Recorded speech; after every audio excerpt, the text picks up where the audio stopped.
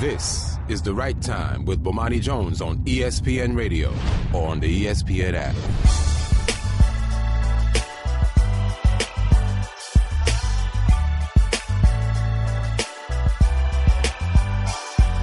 Ladies and gentlemen, welcome to The Right Time. My name is Bomani Jones. Thanks for listening on ESPN Radio and the ESPN app. We are presented by Progressive Insurance. You send us a tweet to the 1-800-Flowers.com Twitter feed. That is at Bomani_Jones. Well, see, you guys got the nice fun topics ready for me to talk about. Apparently the dominant topic in the sports today is Michael Bennett. He put something on Instagram that was detailing on August 26th, after the fight in Las Vegas, that he wound up face down with police officers pointing guns at him. He said they used excessive force. He said he felt terrified. He said he felt helpless. He said a cop put a gun to the back of his head and said, "Don't move or he'll blow his effing head off." He said at that point another officer came, put his knee into his back, and then they handcuffed him. And, of course, the immediate swirl of people saying, well, we don't know if this really happened started. And then TMZ was like, hold up. And then TMZ had a partial video that seems like one of those that's going to turn into a full video, because I doubt that somebody just took a video of those 30 seconds and then sent it to TMZ. I feel like we're probably going to see more of this as it goes. Michael Bennett said that he would be hiring an attorney, that he had hired an attorney. He says that his attorney's name is John. Well, no, he doesn't say. That his attorney's name is John Burris. He works out of Oakland. And here is John Burris detailing what Michael Bennett's legal options are. Well, the legal options are that you can file a federal civil rights lawsuit alleging that at the very least, that the stop and detention was unlawful, the use of the weapons and the manner in which they were excessive, and the detention was excessively long, and it was an intentional infliction of emotional distress by putting the gun to the back of his head and threatening to blow it off. So there are legal issues that are there that to be considered, but nothing has been decided as of yet. All right. Now, look, I'm not a lawyer. I don't know how this goes with the court. I know how things go in criminal court. Cops typically get off of these sorts of things. I do know, though, in civil court that cities tend to pay out larger judgments on this. You would think that citizens would get tired of their tax dollars being set on fire, as I always hear about your stinking tax dollars. However, this seems to be an expense that people are willing to incur. I wanted you to hear that sound. Actually, if you could play that one more time, because there's a part I want to highlight. Well, the legal options are that you can file a federal civil rights lawsuit alleging that at the very least, that the stop and detention was unlawful, the use of the weapons and the manner in which they were excessive, and the detention was excessively long, and it was an intentional infliction of emotional distress by putting the gun to the back. That intentional infliction of emotional distress. So I watched that video. Now, I want you to know, I am generally out of the business of watching videos of police brutality. I am absolutely out of the business of watching people being killed on videos. I don't feel like this internet was established so that we can more readily send videos out of people dying. It's hard on me. I think it's almost disrespectful to a point. I'm just done watching the videos of people dying. This one came out, and it was like, okay, I guess I need to watch this. So once it hit, I hit the button, and I guess by the time the video starts, you see Michael Bennett. He's laid down, face first, on the ground, and he's got, you can tell it's Michael Bennett, right? It's the beard and everything else. He's laid out. There's the one cop that's on top of him. Then there's another one that's standing higher up, and he's got a gun pointed from up there because I guess he's afraid that Michael Bennett, with both hands behind his back, is going to turn into the Incredible friggin' Hulk, and then everything's going to go crazy, and they're going to have to shoot him. And then apparently because he's the Incredible Hulk, he might not even kill him with the bullet, so I don't know what they were going to wind up doing next. But I'm listening to it, and while he's laid out on the ground, and I'm hearing what he's saying, and there's just something that jumped out that I'll never forget about that, which was he's laid out on the ground. This dude is laying on top of him. He's handcuffed, and he's trying to ask questions. And the whole way, he's still calling that man sir. Everybody out here that's got the question about, well, we don't know what happened before the video and everything else. You're right. We don't know what happened before that video. I do know, though, by the time you see that video, Michael Bennett's laid out on the ground with that dude treating him the way that he is, and he is still being every bit as polite as he possibly can be, and he's still out here calling that man sir. And you know why he's calling that man sir. He's calling that man sir, trying to make sure nothing happens. Because in that situation, if you've ever been anywhere near a situation like that, everything you're doing is about, depending on your perspective, making that other man on the other side, or woman, as the case may be, making that officer feel bigger, and by extension, making yourself smaller. Michael Bennett is huge. He's 270-some pounds or whatever it is. At every turn in that, the whole thing that he's got to do and what his responsibility is, I got to make myself look smaller. That's what he's got to do. Because I don't know how many of y'all have been jacked up by police in a situation where the cops have pulled a gun on you. I've had the cops pull a gun on me, right? Ain't nothing to brag about. I'm just telling you, it's happened, right? I've also had a gun pulled on me by somebody who was trying to rob me. And you know what? I wasn't scared when the dude had the gun to my head to rob me. I was scared when the cop had the gun out on me. You know why? Because I knew that dude who robbed me, I knew what he was doing. He wanted money. The dude that came to rob me wanted money. I had money. As long as I was able to turn up that money and made sure not to get a look at him, I was going to wind up being good, right? You know, jittery after the fact and everything like that. But I didn't really have any fear that man was going to kill me. I had no idea what was going to happen when the cop pulled a gun out on me. Because the cop, I don't know what the cop wants, right? Cop don't want money. There is no just simple transaction that is taking place. There's no quid pro quo that you wind up on that one. All you are is a person with a gun to their head where there's no reason to have the gun to your head, and all you can hope is that nothing happens to make somebody use that gun. That's all you got. And that's where Michael Bennett was, calling that man sir. Now, can you imagine that? Can you imagine being Michael Bennett, being rich, being famous, right? Being a somebody, at least in the ways that the society says that you are somebodies. And you laid out on the ground, and this dude right here has the power to make you call him sir. Now, you want to talk about the infliction of emotional distress? That was the part for me in watching that just had me so aggravated the whole way. Like, at some point, we could try to get into the intrigue about what happened or anything else. I figure we probably better serve waiting on that one. Where this becomes interesting is that Michael Bennett is the dude that has decided he's not standing for the national anthem. He said he's going to sit, and then he put this thing out about equality, the note on social media, and it's explained to him, this is to him, it's like why it is that I do not stand for the national anthem, because this sort of thing should not be happening. These are the things that I protest against. I've had people who have raised the question as to whether or not the cops did it on purpose because he's Michael Bennett. And I'm like, yo, how crazy is it that I have no idea? Like, yeah, you can make the argument, hey, out of all those people, that happened to be the one that they targeted, or he could have been the one they targeted just because he was the big dude. Who knows, whatever it is. But in the end, that man who's ascended to a place where you should not have to be in a position like this, at least according to the theories that people to give you, he laid out on the ground, and he got to call this man with his knee in his back or whatever, sir. In effect, begging for his life without saying the words that he's going to do it. And you ask the question as to why it is that man don't stand for this anthem. Right? Because that was so many of you guys. Remember that. Like the thing with Kaepernick when it first came down, it's like, oh, yeah, you don't love America, but America allowed you to make all that money. Well, how come America allows cops to do to a man like that? And I think that's the question that we need to start answering, and that people have such a tendency to ignore that is ultimately so problematic. Like, let me just give you something to just kind of think about here. As a black person, and I hate using that phrase, as a black person, but I do think it kind of, is more applicable in this sort of thing. I think that most black people have some story in their lives that they can tell you about, the horrible disappointment that comes from hearing what your white friend might say when you're not around, or what your white friend said while you were around, acting like you weren't around. It's a palpable, incredible disappointment that you wind up with if you feel like you're dealing with somebody that is evaluating you for who you are, which is such a difficult thing to find in our lives. And then whatever the reason is, you hear something and you're like, wait a minute.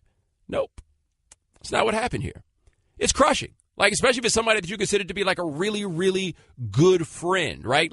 That sort of thing is legitimately crushing. I could point to handfuls of those in my life that have happened. But it's a unique and special sort of disappointment where even the most cynical person, and I'm fairly cynical about a lot of these things, once that happens and you find out, man, it hurts. It hurts you deep inside of where you are, because I think in the end, all of us just simply want to be evaluated as who we are and to be treated with a certain measure of humanity. And when you find out that somebody that's close to you does not view you through the lens of that humanity, there's a pain that comes along with it. And so we just went through the 12th anniversary of Katrina a couple of days ago. And I remember for Katrina, Katrina for me was a macro level moment that felt the same way, where my father and I, we are clearly of different generations, and we would have arguments about the state of race in America. And I was very much so on board with the kind of it's not racist class sort of thing. We've come a long way and everything else. And I remember seeing Katrina and kind of realizing how wrong I was. And it was that same level of disappointment, the rug being pulled out, where, okay, I thought we had gotten to a point. I thought that this is what it was. And then you look up and you realize entirely that that's not what it is.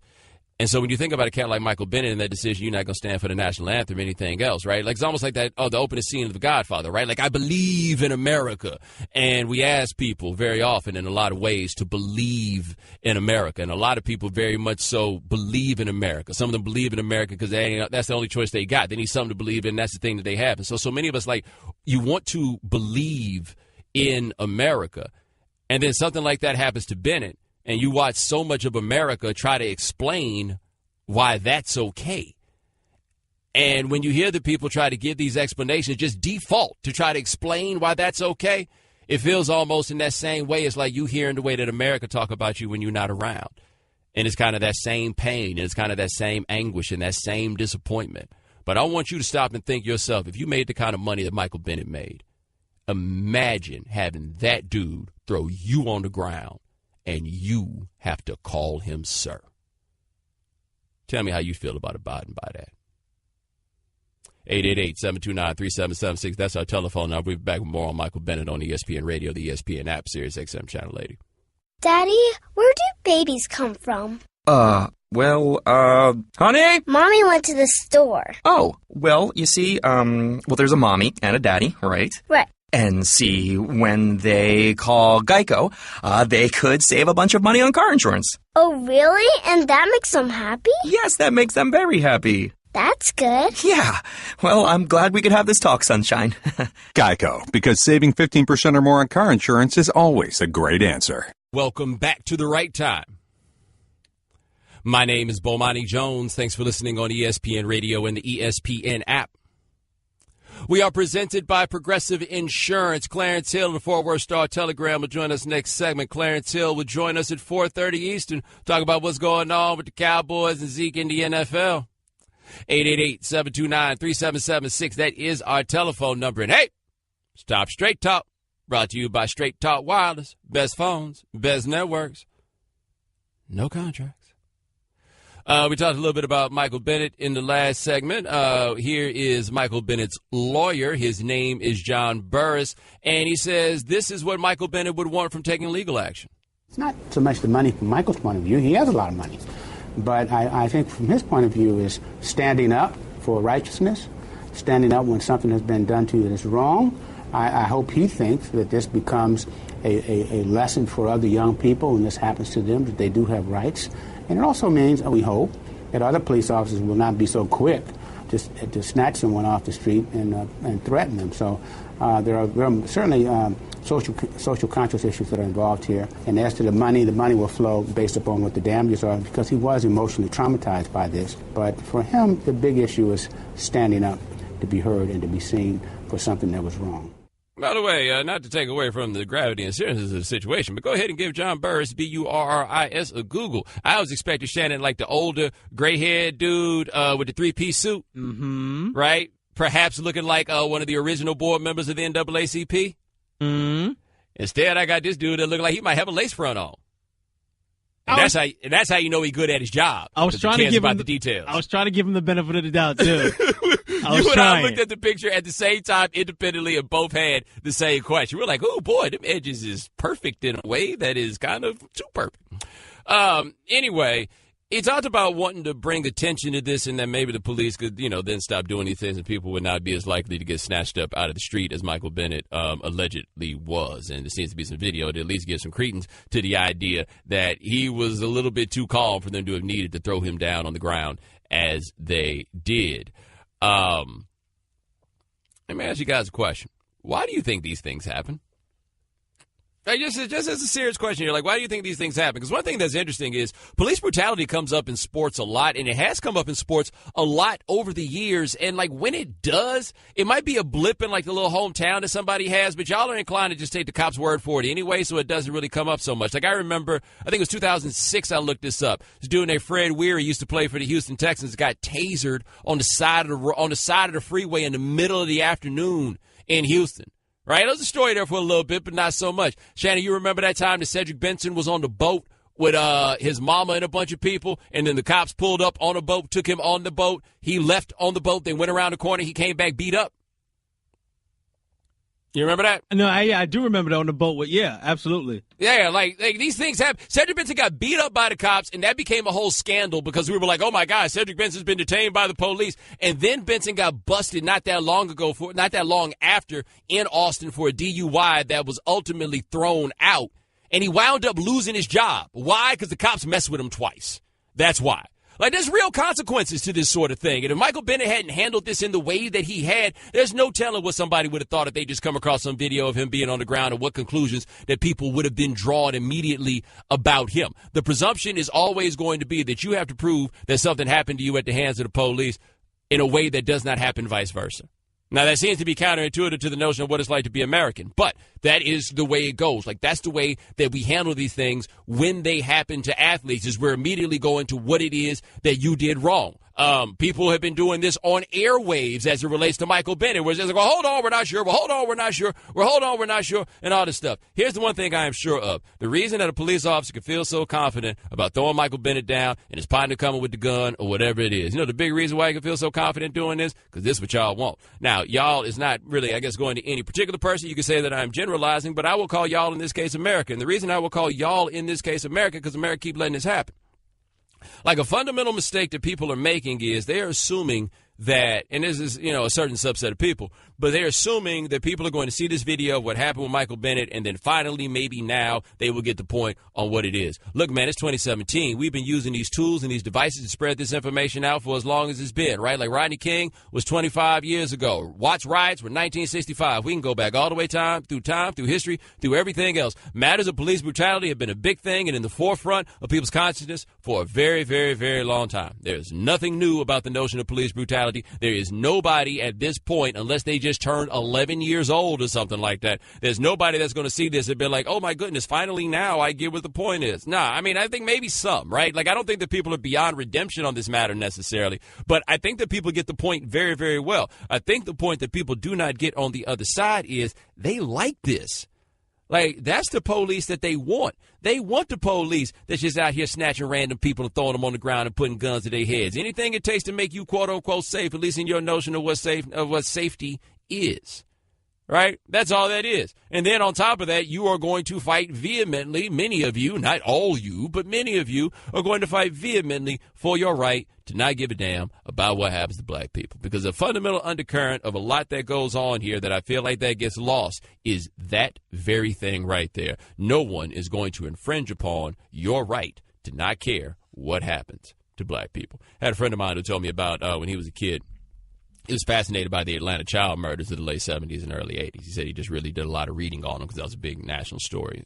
The white dude who's telling me about this, right? He just kept reading the story, and he said his grandfather came up to him and said, "You don't care about that, do you?" And he said he was, 5, 6 years old, whatever it was. And he said even at that age, he knew what the answer was. He said, my man told him, like, "You don't care about that. You care about that, do you?" And he says, "No."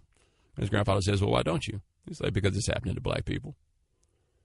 Like he said, he knew at that age that that was the right answer. And if you look and listen fundamentally to what so many people have to say about what's happened to Michael Bennett, they are fighting like hell for their right to not give a damn. So what they're going to do in many cases, they're going to come up with all kinds of excuses and contrivances to try to throw out there as to why it is they shouldn't care, why it was his fault or whatever it is. But what you will notice on these matters is that people fight like hell to defend their right to not care about how black people feel. That's why in these cities where they take down the Confederate statues by vote by committee or something like that, nobody really complains. As long as they feel like white people are the ones that are actually behind it, they good with it. Once it seems like black people are demanding it be done, now people are going to have a problem. Why? Because no one will infringe upon their right to not give a damn about what happens to black people. And ask yourself if that's what you're doing. Because I think that's a part that maybe you don't notice, like an undercurrent in this that you don't see it, you don't realize about yourself. Ask yourself when these things happen to black people, how hard you're willing to fight to say that you don't have to care. Right? Ask yourself how far you will go to explain to folks why this is irrelevant to you. Right? Or why anybody else shouldn't care. Or why is it that you care now but you didn't care about and everything else. Everything winds up going back to why it is that you're not required to care. And you know what? You are not required to care.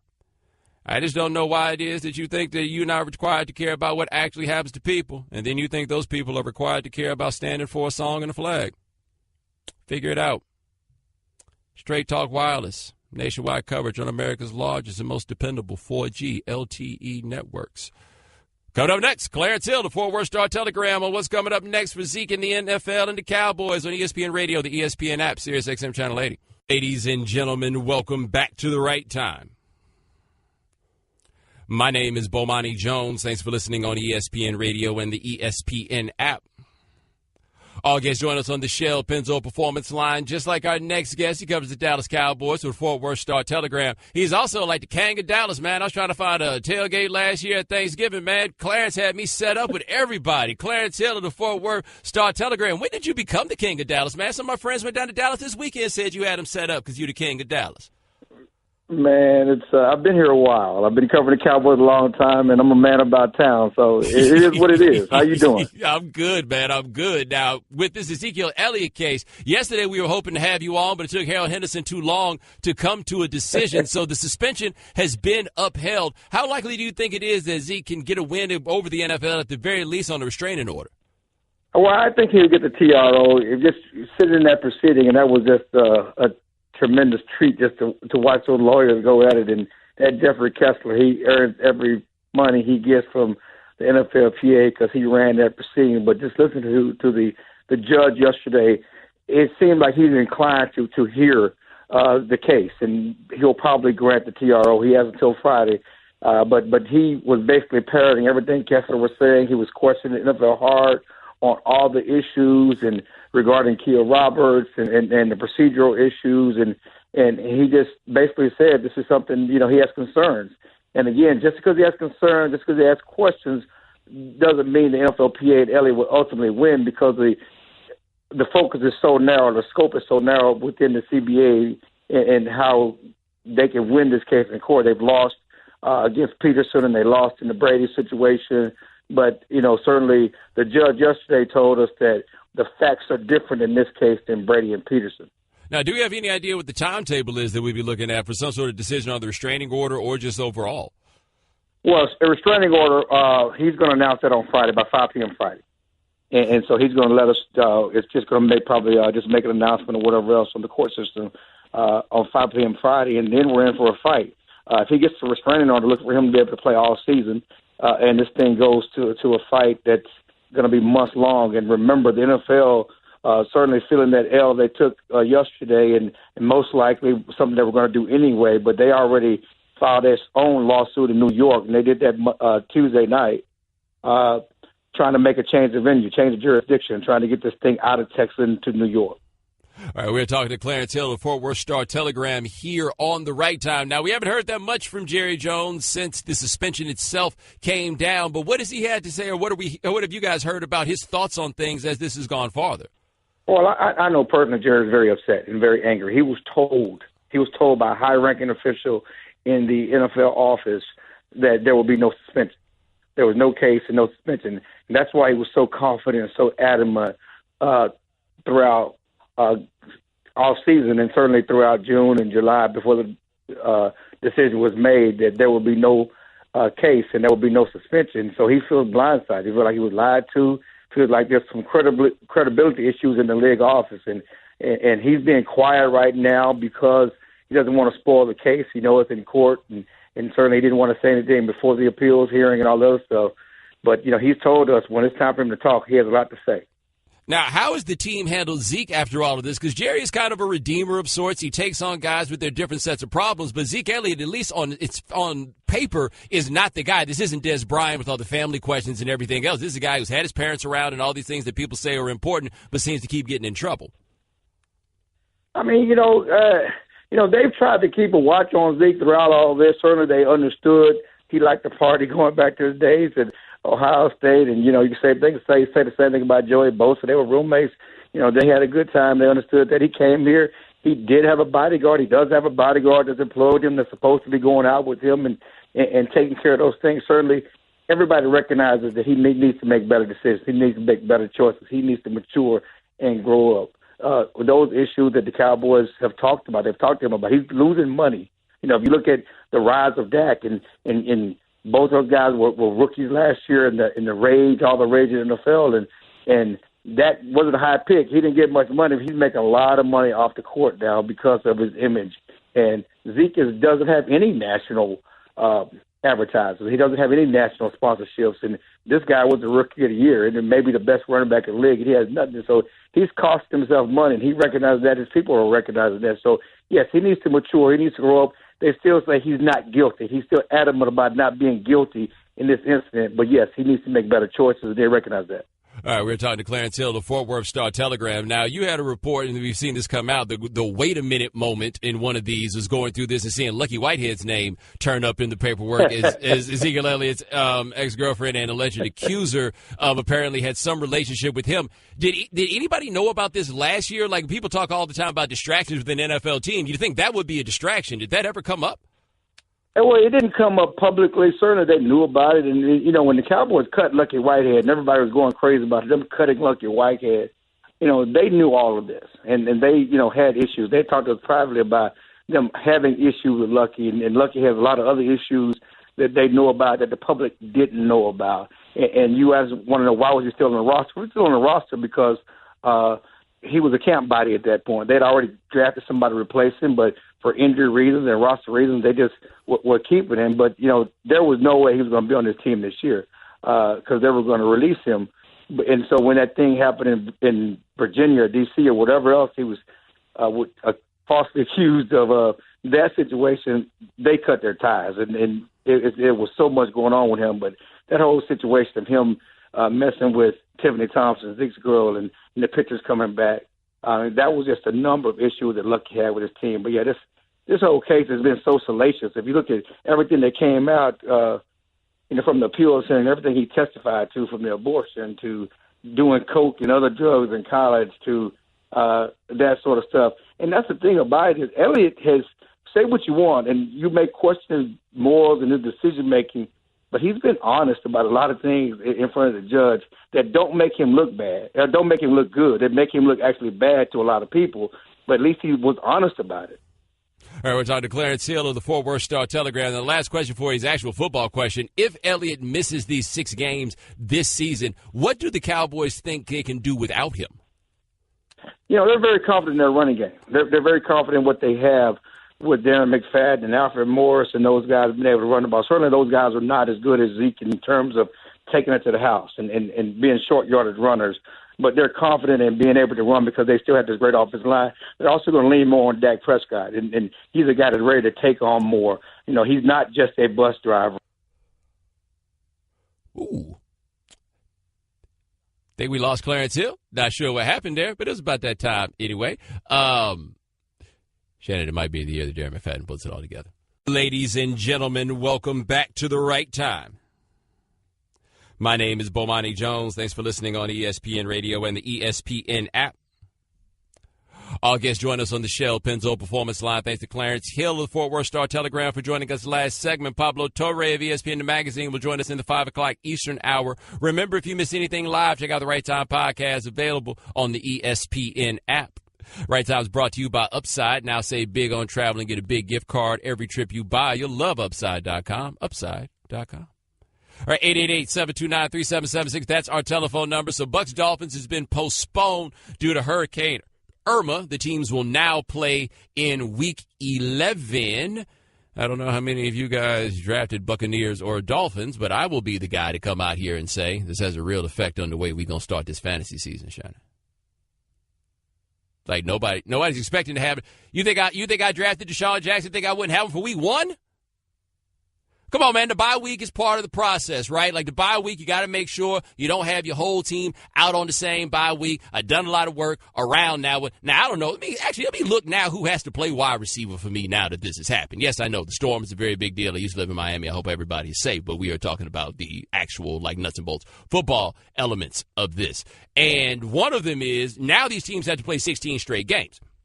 Now, I understand that there's a generation of football fans that has never known a life without a bye week. In fact, some of us, Shannon, you remember that year that we had 2 bye weeks?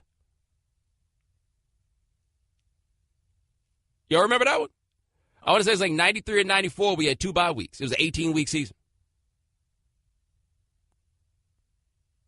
Okay, I guess not. You're just...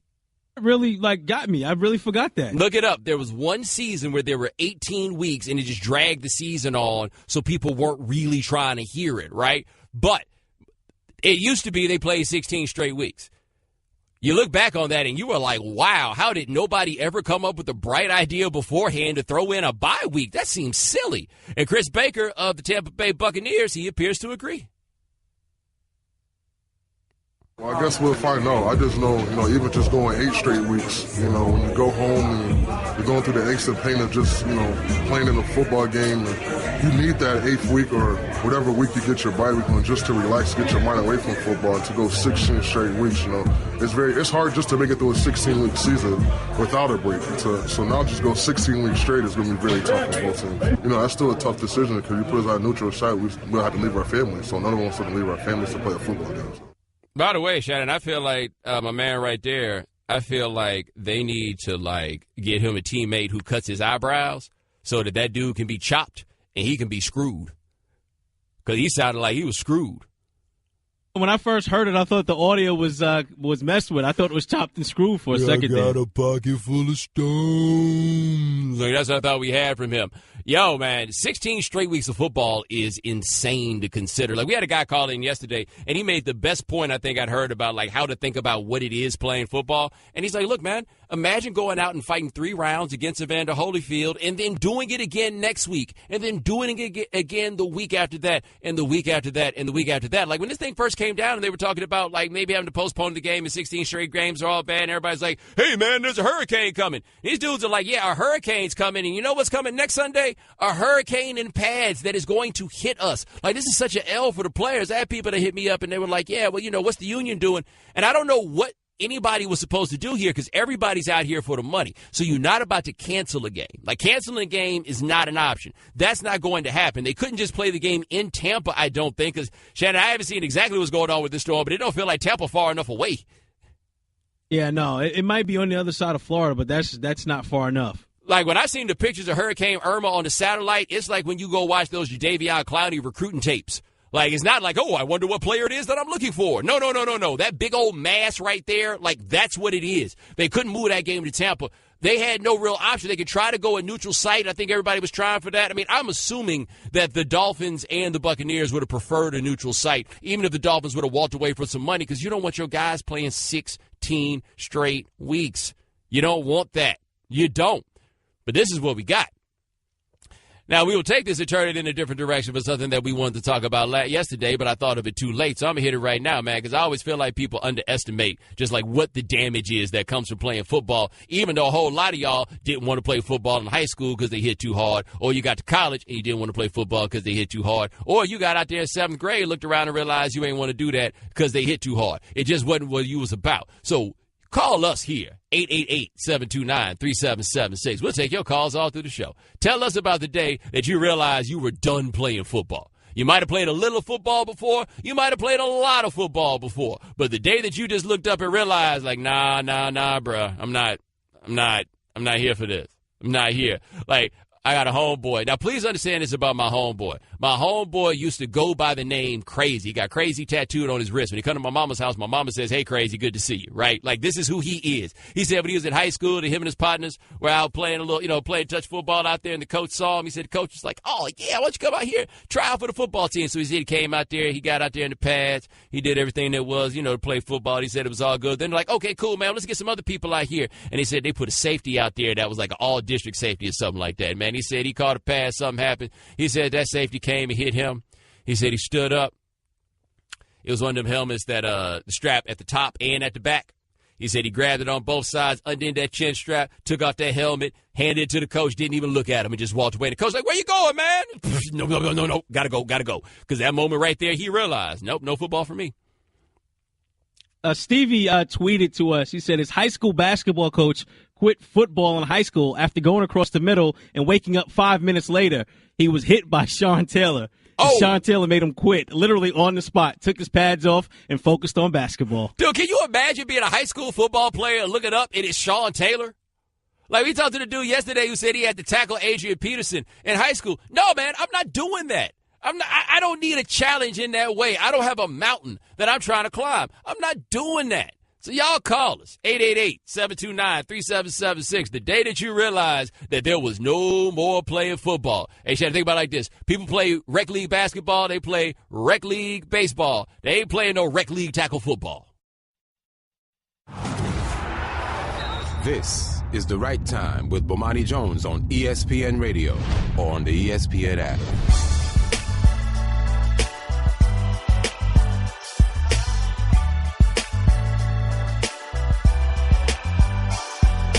Ladies and gentlemen, welcome back to The Right Time.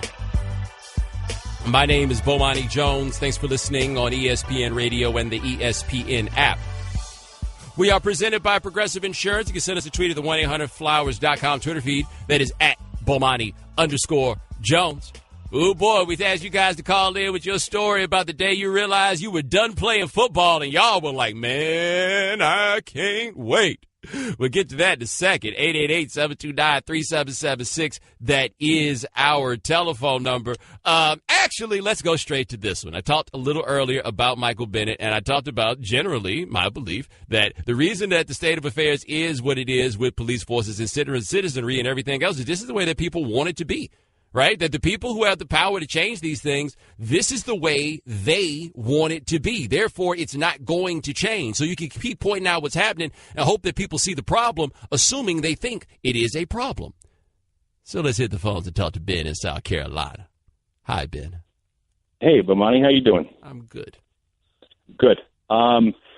Just to start out, I'm a white guy. Really? I grew up in Vermont and didn't really have a lot of exposure to black people. I think there were two in my high school, and they were brother and sister. And moved down here, and my friends couldn't understand that I didn't feel differently about black people than I did about white people. And my answer to that was exposure. We used to spend some time on Martha's Vineyard, and as you know, Spike Lee and a lot of wealthy people are down there. And so the only exposure I had to black people were wealthy black people. And it skewed my view of who black people were, and that they weren't that different from white folks. And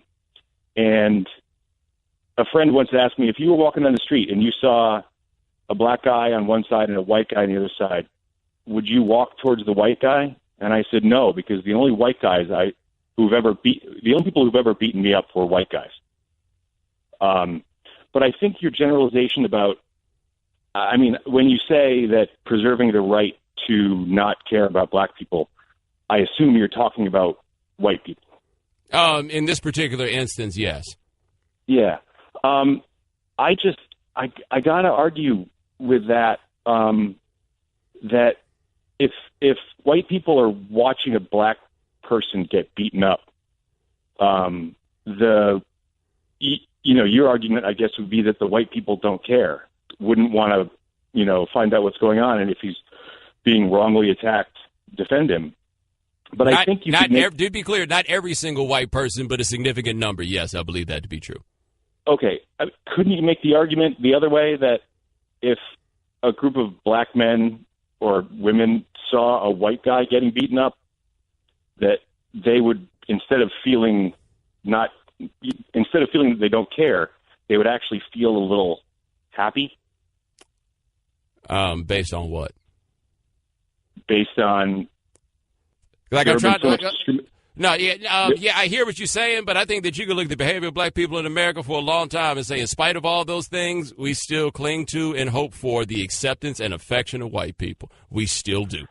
It's hard to make any argument to the contrary to say that black people do not do that. I don't really know that many people. I can tell you I know some people who would be happy to see such a thing, but black people really don't dislike white people in the way that you would assume. Then I got to tell you, I was in the Navy, and I was on a ship with 300 people, and there were 100 white guys and 200 black guys. And I was in the minority for the first time in my life. And these were guys who were willing to put their lives on the line for me. And when it came to whether it was, battle, or whether it was putting out a fire on the ship, or whatever it was, people say this and people call it out for BS, but I didn't see color. I saw a person, a human being, who wanted to save my life. I greatly appreciate that. I'm honestly glad to hear it. Or vice versa, who I wanted to save. I saw the blue of the uniform. I didn't see the color of their face. I'm glad. Like, thank you so much. But, Ben, I mean, I got to cut this short because it's going all too long because I don't know where the hell we was going. Anyway, Shannon, did I miss something? Like, I don't know what the larger point was.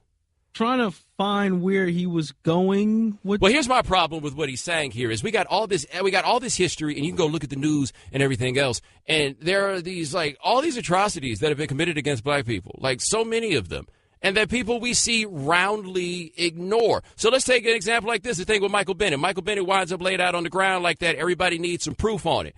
Shannon, you remember anybody saying anything about that yoga instructor when she got killed walking up on the cop car saying how she shouldn't have walked up on the cop car?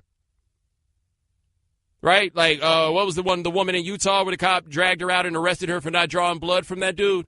Right? Did you hear anybody saying she should have just done what the cop said or anything else, or you just should follow instructions or anything? Did you see that? If those are black people in those same situations, it is entirely possible, in fact, highly likely that somebody jumps in that situation to give some explanation as to why it is that black person shouldn't have done that. Like that time that cop pulled a gun out on me. I was on Interstate 65 in Owasso, Alabama in the year 2000, and I got my oil change before I went on a road trip. My man forgot to plug the alternator back up, so the car died. So we called the cops to come get us, or somebody, because I had to call the cops. So I'm on the side of the road, and the cop car comes, and I see the cop, and I was like getting out of the car as I would if anybody else pulled up that I was supposed to meet, right? I got out of that car, and it was immediately, get back in the car! And I got back in the car, and I put my hand on the wheel, and the woman came up, and she had the gun, and she pointed the gun inside the car with flashlight, any guns, any knives, any contraband? And I'm thinking to myself, yeah, all those things. That's why I called you. I was just wondering if somebody could take these guns, knives, and contraband off my hand. And so she did that, and in the end, I look back on it, and I'm like, you know what? I see why it went that way, right? Like I can go back and I can do the steps and I can say, I see why it is that it went that way. And then there are other times after I do that, I look at myself and I say, wow, I really am at a place in like the social positioning and hierarchy that I'm explaining to myself why it was okay for that woman to pull a gun on me when I don't think that she would have pulled a gun on a whole lot of you. Like, I got to explain that to myself. Like, that's what this is. And that's like what I think about when Michael Bennett laid out on the ground, calling that man sir. Like, even in that situation, you got to pay the utmost deference. Even if you have to pay the utmost deference to somebody that's treating you like you less than a human being. What the hell is that? Anyway, let's get back to the fun part of this. We were talking about this. Shannon, you said you never played football, right? I never played tackle football. You never played tackle football. You ever play even like recreational tackle football, just like in elementary school? No, it wasn't a big thing. Remember, I grew up in Brooklyn in the '80s. Like football wasn't what it is now in New York. It was baseball and basketball. Yeah, man. I went to Texas, man. When we moved to Texas, man, so we played tackle football, recess, elementary school, all of that. Like that's just what we did. We played the tackle football. That was the game. I told y'all yesterday, man. That dude reached down and grabbed my face mask and picked me up and threw me backwards, and I was parallel to the ground before I hit it, and I was right there. I didn't quit football that day, but football quit me. What about the day that football quit you? 888-729-3776. That's our telephone number. Let's hit the phones and talk to M in Virginia. M, thanks for calling the right time. Hey, Bomani, what's up, man? First time, long time. Big fan of the show. Thank you, man. I had two incidences. Well, the first one we started maybe football for me, and the second one confirmed it. I was lucky enough to go to prep school when I was young. Hey, my man, it sounds like you got the phone too close to your face. You sound muffled. Oh, I'm sorry, brother. Can you hear me now? Am I better? Yeah. All right. So I went to prep school, and I was very fortunate to go there. But long story short, in prep schools, you have something called postgraduates, where those who are destined for athletics or maybe the Naval Academy can stay an extra year in high school and basically be 19-year-old super seniors, if that makes any sense. Yes. So equivalent, freshmen and college-age men. So my prep school, we ran a scrimmage against a military academy. Their name escapes me right now. But they had a linebacker at the time who was a 19-year-old postgraduate by the name of Ahmad Brooks. Okay, so I think it was Fort Union. Fort Union, right? I was thinking in my head. I think so. One of the two. Oh, yo, Hargrave. So. I was thinking in my head you about to tell an Ahmad Brooks story, and you are about to tell an Ahmad Brooks story. I am about to tell you an Ahmad Brooks story. So anyways, I didn't start playing football until I was 14. My mom was smart about the whole brain injury thing, but she let me play in high school. Our very first scrimmage, we play them. And somewhere in the first series, I catch a pass, 15 yards. I'm feeling good. I'm throwing first down signs like I'm something hot. The dude's on TV trying to be that dude. Somewhere later in that same drive, I run a 7-yard slant across the middle. And Bomani, bruh, I can't even tell you, I can't even explain the feeling. He hit me so hard. That I couldn't even fumble the football. I'm pretty sure my body seized up, and I was on the ground. Snot had left my nose and was stuck to the inside of my Oakley windshield. You know the little glass windshield? Yeah, I have one of those, right? He hit me so hard I could literally see, boogers dangling from this windshield trying to come back on my face. I didn't play the rest of that series. I didn't even play the rest of that scrimmage. And I should have been smart, and I should have quit during that time, right? You would think, okay, whatever. But I was actually an okay athlete, so I was fortunate enough to walk on later on at a Big Ten school. I went to Indiana. So Indiana comes around, I'm an invited walk-on, so, not one of the scholarship dudes. And I'm playing there, whatever. And on one play, it was the same goddamn play. I'll never run a slant again in my life, so help me God. I run a slant in practice, and I get hit low by a guy named Austin Thomas. Now, you don't know him because he didn't make it big, but this dude was a freak. Came out of Georgia, 4-star recruit, the whole bit. Just a freak. And then I got hit up top high by Tracy Porter, a freshman Tracy Porter. And they hit me so hard that my body bent backwards, but my knees were still going forward. How I didn't get injured, I don't know. But it wasn't a week later that, I talked to my position coach at the time, and I was just like, listen, brother, I love the sport, I love the game. Maybe I'm just better off watching it on TV. Well, man, I appreciate the call. And the moral of the story is, walking on ain't the greatest idea. Walking on at Indiana, whoo! Who's going to save you? All right, 888-729-3776. That's our telephone number. We got your phone calls and why Sunday night's going to be awkward in Arlington. You're listening to ESPN Radio, the ESPN app, Sirius XM Channel 80. You're listening to Love Advice with Leanne. Caller, you're on the air. Hi, Leanne. Longtime listener, first-time caller. Why, in your professional opinion, do you never take my calls off the air? Is this Carl? Yep, it's Carl. I mean, we had a few dates. Everything was great. I thought, Well, when you switch to Geico, you could save a lot of money on car insurance. Okay, awesome. You should call them. I will. Geico, because saving 15% or more on car insurance is always a great answer. Ladies and gentlemen, welcome back to The Right Time. My name is Bomani Jones. Thanks for listening on ESPN Radio and the ESPN app. We are presented by Progressive Insurance. Pablo Torre of ESPN Magazine will join us next segment. Pablo Torre will join us at 5:30 Eastern. We're going to talk about something. Right Time is brought to you by Pennzoil Synthetics. Take a synthetic motor oil performance to a whole new level. Make the switch to Pennzoil Synthetics today. 888-729-3776. That is our telephone number. So, again, Zeke Elliott, his 6-game suspension was upheld by the arbitrator, Harry the Henderson. It sounds like Harry the Henderson didn't want to come out of his office yesterday. I think they were supposed to give him a suspension, earlier in the day, whatever's going to happen. We thought it was going to be done by close of business before the court hearing. Shannon, we got off the show yesterday. We'd heard nothing from Harry, right? He said the end of business day. The end of the business day. Our show ends at 7 o'clock Eastern. Yes. He's like, the business day in L.A.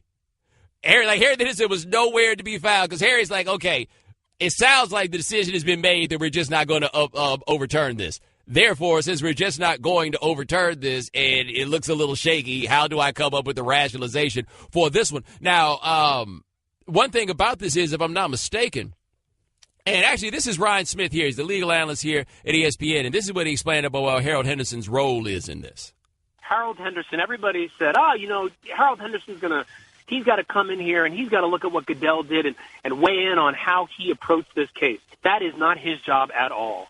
His job is to look at the case that was put before him, look at all the evidence the guys argued in front of him, and decide, is the process fair? It's no different from if you're just trying to decide if the guy had due process, the guy was afforded witnesses, that kind of stuff. His job is not to evaluate how Goodell looked at the evidence, what evidence was before him. That's Goodell's job. This is an appeals officer, right? So, in a sense, Harold Henderson's only job is to make sure the process was fine. So my question is this. How did Harold Henderson take all that time? Because remember, Shannon, didn't Harold Henderson say that the reason that it was taking so long was because of the volume of material? It was just so much stuff to go through? Right, exactly. I just want to know how he went through all that stuff and all the jankiness that seemed to go on in this investigation and then came back with the same suspension that Goodell had. That's the only thing I want to know. If the only person that actually talked to this woman says that she did not believe what she had to say, How do you go through all this stuff and then say, nah, what Goodell was talking about, that rocks out? If you have one of the doctors who the league said was not available to talk to Elliott's lawyers because she was sick, and then they went and knocked on her door and she was doing just fine, how do you come back with 6 games?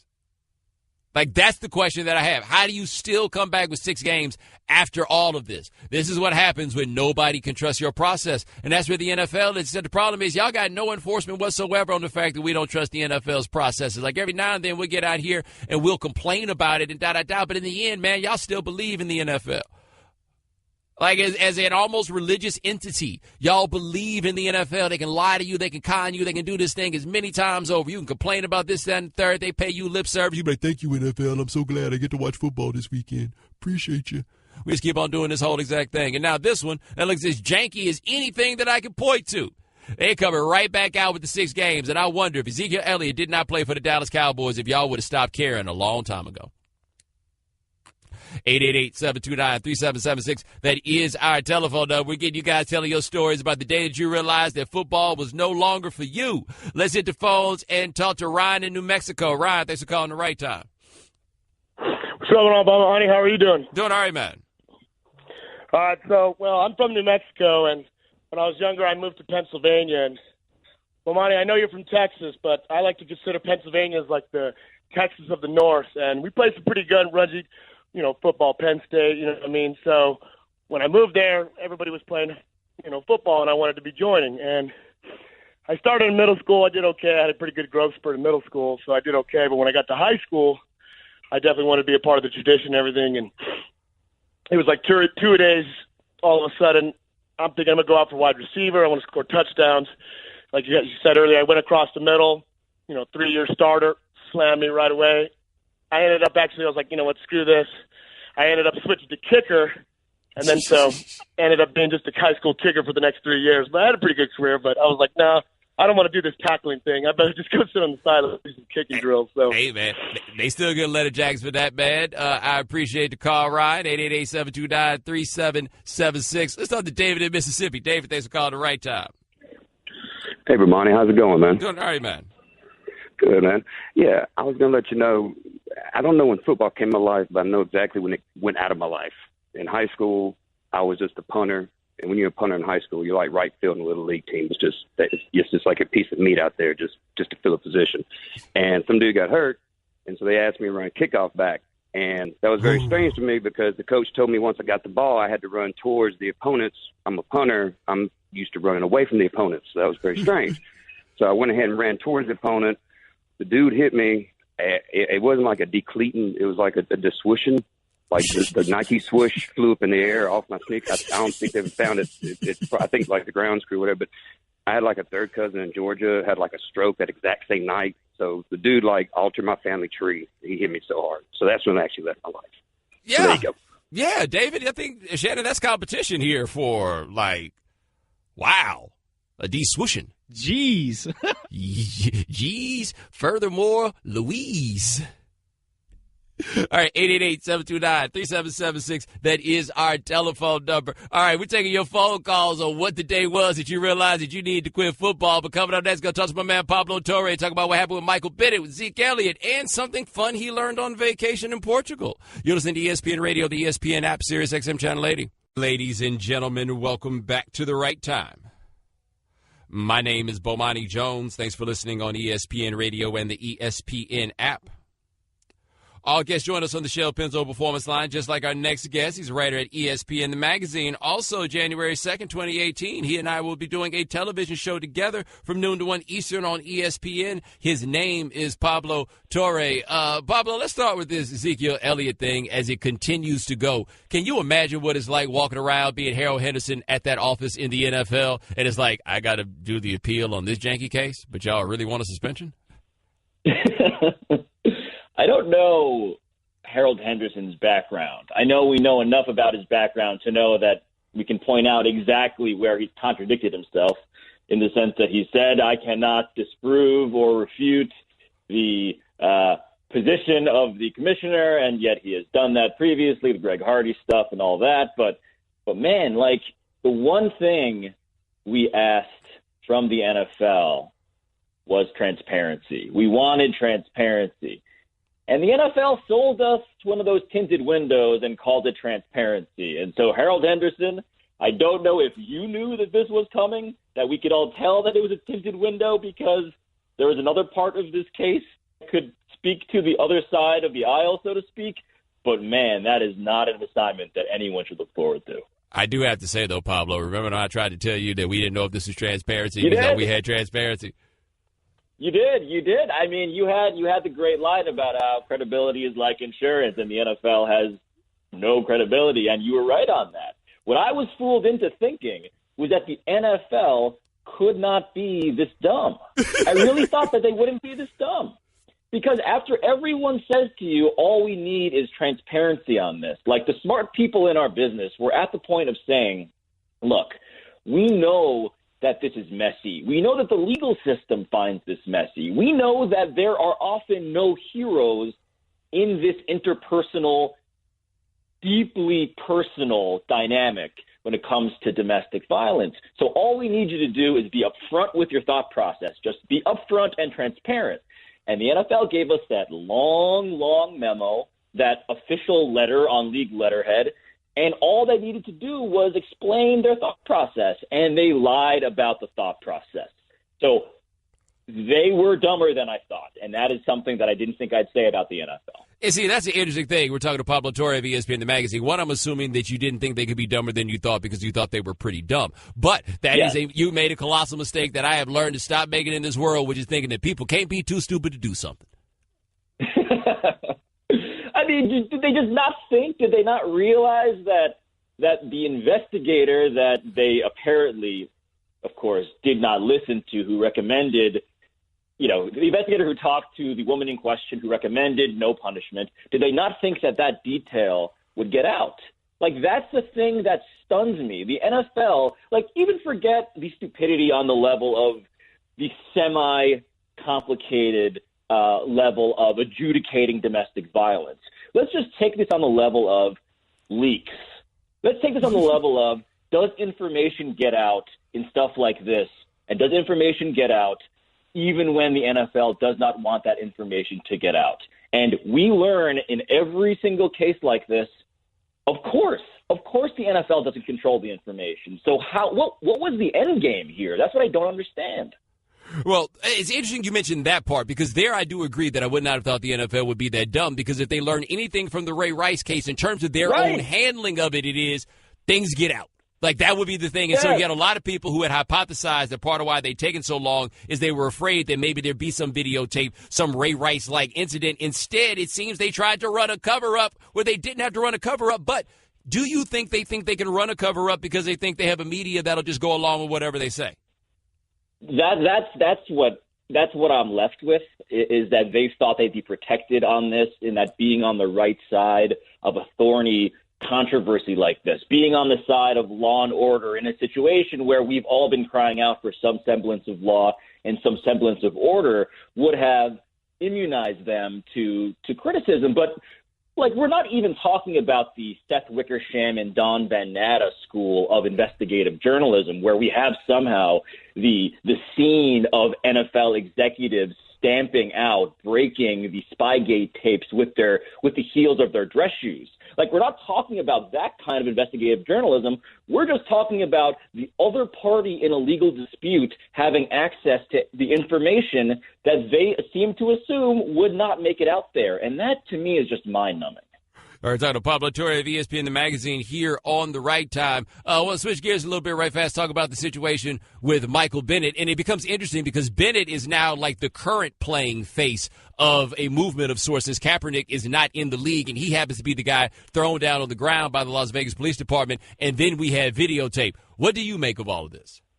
Yeah, first off, it's good on some terrible level that we are dealing with the specifics of a case of police brutality, as opposed to what we're normally left with, which is a debate about symbols that is degrees removed away from the social issue in question. And this is the case when we talk about statues and feelings and the heritage, not hate stuff. It removes us away from the actual the actual facts and reality of racial discrimination, for instance. In this case, we can discard, I hope, we can discard some of the symbolism and heritage, not hate sort of equivalency when it comes to the national anthem. Like, we're not dealing with the anthem anymore. So all of the stuff that we talk about with Kaepernick, which tends to focus around the military and the police in these abstract terms, actually gets narrowed down to a case in question. But Bomani, I want to ask you, have you read the most recent TMZ Sports update, which has come out very, very recently? I have not.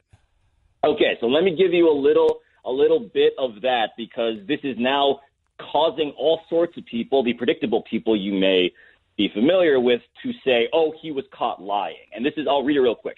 Source expected the investigation tells TMZ Sports when cops responded to the club for a possible shooting, they ordered everyone to get down and not move so they could probably search and investigate. We're told Bennett did not stay put. Instead, he ran, and a cop outside the club stopped him and ordered him down to the ground at gunpoint.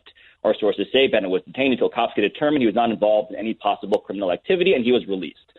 So now everyone on our corner of the internet is saying, oh, Michael Bennett was caught lying. I point two things in that very rapid summary I just mentioned. Number one, so gunpoint happens to be volunteered by this anonymous police source. So that's an interesting data point. But number two, if you are instantaneously believing this update, just be aware that you are instantaneously believing an anonymous police source with no evidence over Michael Bennett.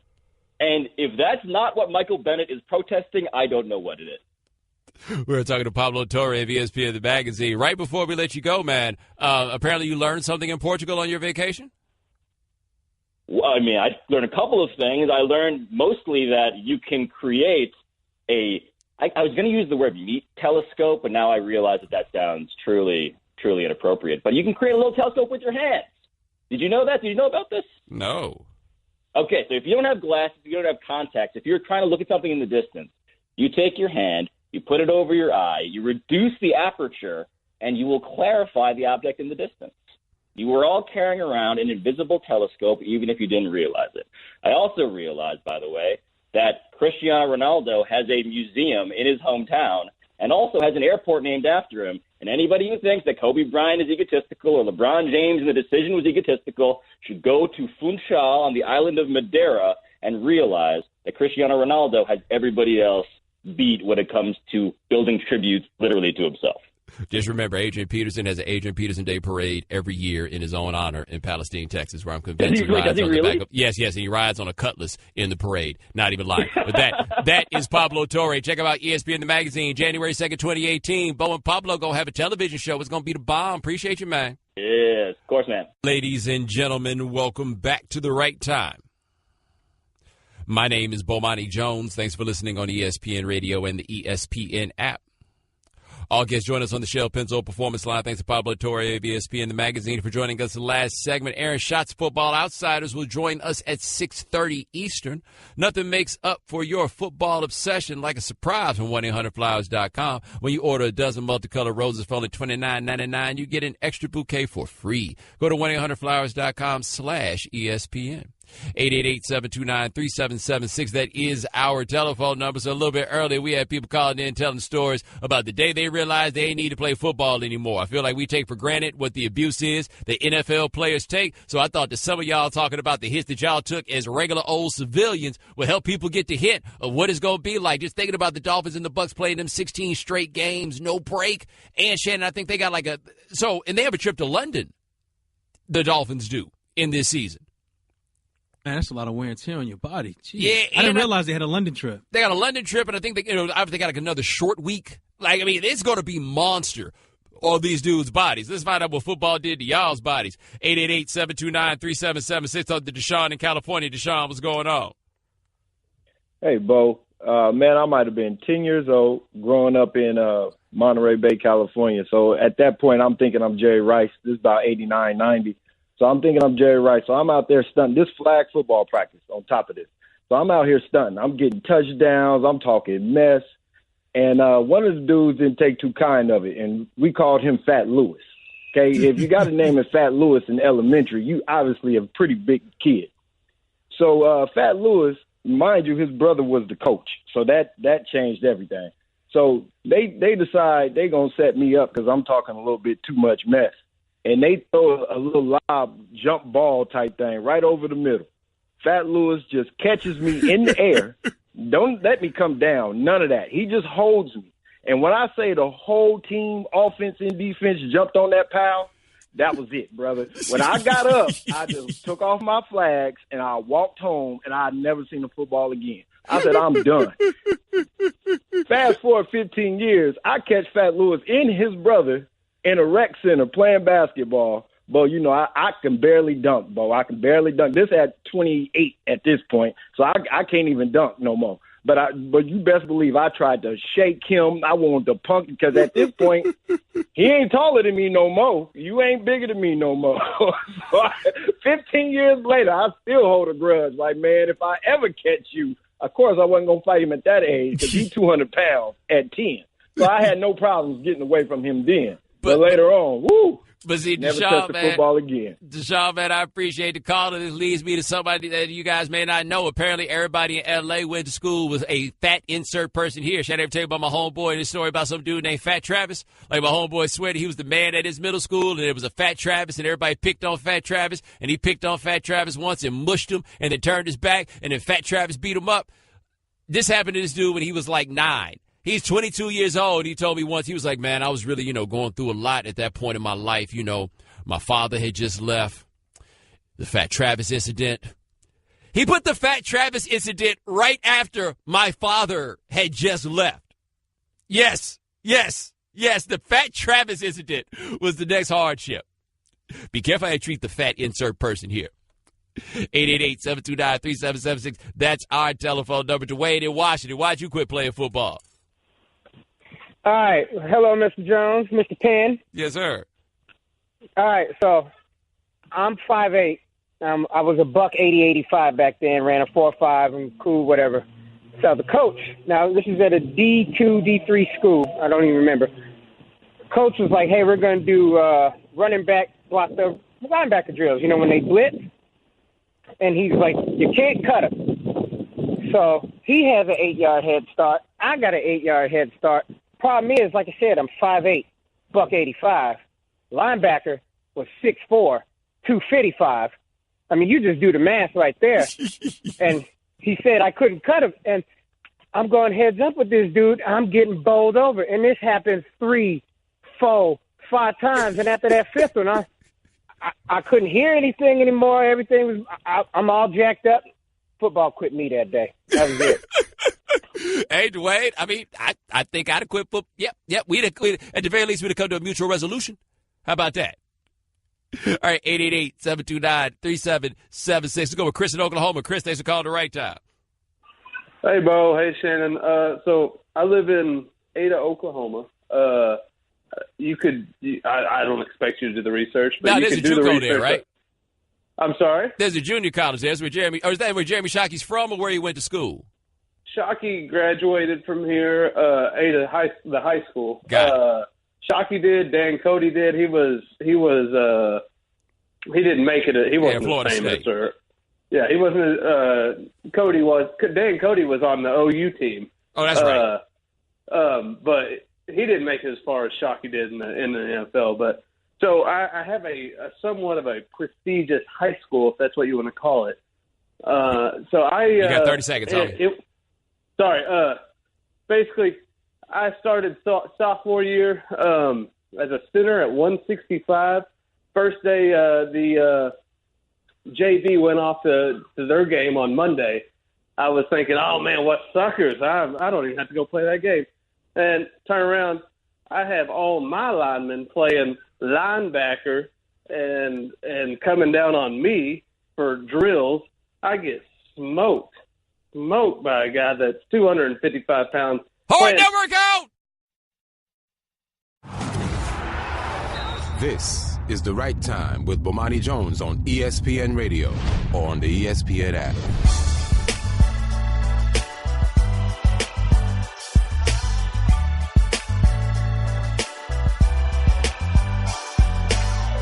Welcome to The Right Time.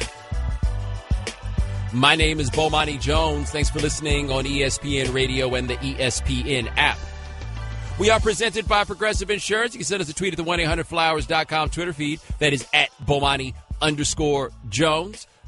Michael Bennett's story has been a big one today. Apparently, Shannon, he, was basically broke down talking to media today about what had happened. We have an update to the story. I'm assuming that you've heard by now. Michael Bennett was at the fight on August 26th in Las Vegas. People thought there was a shooting. It turns out it seems like there wasn't even actually a shooting. Anyway, Michael Bennett said that he was thrown down on the ground. One cop put a knee in his back, another one put a gun to his head and said, "Don't move or I'll blow your effing head off," and all of this. And video then emerged of Michael Bennett being handcuffed on his back and asking, "What are you doing, sir? I have rights," and all these things. Now we have an update that says, and I quote from TMZ Sports, "Sources connecting to the investigation tell TMZ Sports when cops responded to the club for a possible shooting, they ordered everyone to get down and not move so they could properly search and investigate. We're told Bennett did not stay put. Instead, he ran, and a cop outside the club stopped him and ordered him down to the ground at gunpoint. Our sources say Bennett was detained until cops could determine he was not involved in any possible criminal activity, and he was released." And I asked this seriously, Shannon, as a question. You let me know if this is the wrong question for me to ask. Since when did everybody have to get on the ground for the cops to investigate? Like, it's one thing if you want everyone to stay put. When did everyone have to lie on the ground? That's a great point. How is there and also, buddy, can you imagine that? You at the club, you in your good clothes, and they like, "Yo, everybody, I ain't laying down." Like, "Hey, man, I'll post up over here on the wall. But, I actually plan on taking this shirt back. Look on the inside, bro. It's a tag." But anyway, that is what has happened. Giving you that update as it is there. Bennett says that they told him to get out and then everybody ran. That's what he says. That's what happened in the video. You can hear that during the incident. I don't know what the particulars are, whether there was a misunderstanding or anything else. My thing is this, though. Even if they told everybody to lay down and Michael Bennett ran out of there, why do you have to threaten to blow the man's head off? Like, if you've got him and he's on the ground and you got the gun to his head, there are no words that need to be said about blowing somebody's head off. The threat is implicit. It is there, right? Like, once he's down and he's handcuffed in that situation, why do you have to put the knee in his back? Like, that's the level of brutality that just seems to be totally unnecessary. So even if you want to make the argument that the police had a reason to stop Michael Bennett, which it sounds like they might have, to be perfectly honest, why you got to stop him like that? Like, why is that what it has to be? And that is where people start having questions about treatment from the police and stuff like that is, okay, if you feel like you need to stop somebody, that's fine. Why do you need to brutalize them in the process? Right? Like, if you feel like this is what you need to do, why do you need to do all these other things? Here's the thing, man, you got a gun. Like, once you're the one with the heat and you got your heat out before anybody else does, the rest of it is unnecessary. Shannon, when them cats robbed me, they didn't have to tell me, give me the money or I'll blow your head off. Nope. I don't even think they told me to give them the money. I just did. Right. You already know what this is. You know what time it is. Right? Like, that's what that was. You know what time it is. Yes, I do, in fact. Though I am not looking at a watch, because if I was looking at a watch, you would know what time it is because you would be looking at it on my watch. But that's what we've got here. And I've talked about this, enough through the show or whatever it is. Yes, we will ultimately find out what is going on. I still saw that short snippet of that video, and I look at it as, if this dude is laying down on the ground and he's handcuffed, why is there another cat, like, standing up on a higher level with a gun pointed at him? Like, why do you need to do that? I think that's a fair question for anybody to ask under that circumstance. Why do you need a gun if the dude is already on the ground and handcuffed? Why do you need that? And if the gun is needed that bad, why are you so far away? It sounds like if you think your man needs some help keeping him down, you should be down there helping him out. But Shannon, I wonder if that dude was just afraid it might be a tussle and he ain't like to fight. Like, he told his other partner, "Yo, man, I was going to help you handcuff him, man, but I just thought it'd be better for me to stand back here. You look like you had it, under control, handcuffing that big old dude." And that's what I was going to get to. How much did you think Bennett's size factor to it as well with the excessiveness? Yeah, here's the problem, man. I done seen this more 12-year-olds. So, I think there's perhaps something to it, right? Like, the idea is he's such a big dude and everything else. Because that size thing does matter for people in interactions with police. Like, I was talking to a buddy of mine. He's a former NFL player. And he was saying, like, look, you got to understand this about me dealing with the cops. I got to diffuse everything when it happens because they're not going to try to fight me. Right? Like, there's some people that folks look like, man, the only choice you got is to take that big dog down. And that's the thought process that cat has to have at all times when that comes up is, I got to diffuse this so I don't get smoked, which I imagine is something that's pretty constant in the life of Michael Bennett also. But again, I done seen 12-year-olds get smoked. And when I say seen, I mean with my own eyes. I've witnessed it. I done seen 165-pound teenagers be made out into being superhumanly strong. So the size probably has something to do with it. The black probably had a lot more. All right, 888-729-3776. That is our telephone number. Now, here's what I'm curious about, Shannon. What do you think the local Seattle police are going to feel about this? Because Michael Bennett has been outspoken about these things. And we've seen the local police don't always like how things go down when people make their protests and have their statements and anything else. You think they got the grounds to do that on this one? That's a great point. It'll be interesting to find out as more information comes out. How are they going to handle this? I mean, well, think about it. Pete Carroll has already called it horrendous. Like, he's already put his name on it in that way. He's not tap danced about it as it stands right there. He's already there. I'll be curious to see how this all plays out because, again, this isn't Kaepernick, man. Kaepernick was the guy that he was saying the things he was saying on a team that wasn't good, that people weren't watching. People are going to watch the Seattle Seahawks a lot.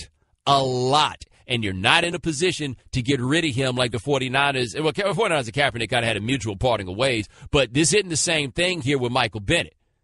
How is this going to go for him for the rest of the season? Because he is now Colin Kaepernick for the NFL 2017. Kaepernick will be Kaepernick for the history of all this stuff, but for 2016, he was the face of this stuff. Nobody else became the face.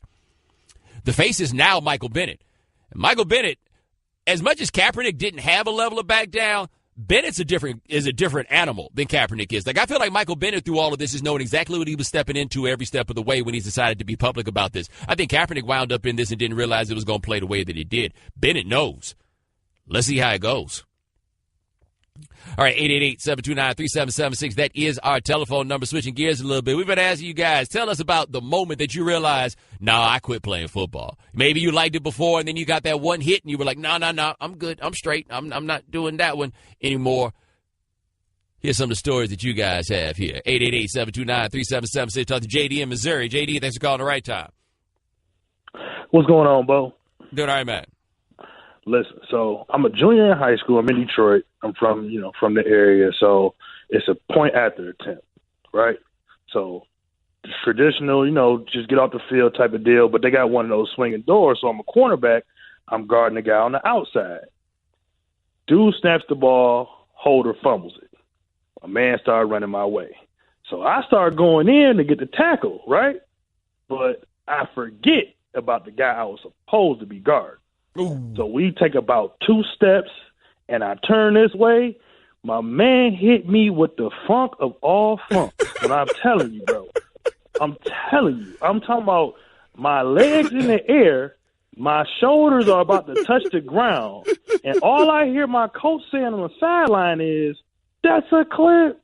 That's a clip." I'm thinking in mid-air, like, no, that's not a clip.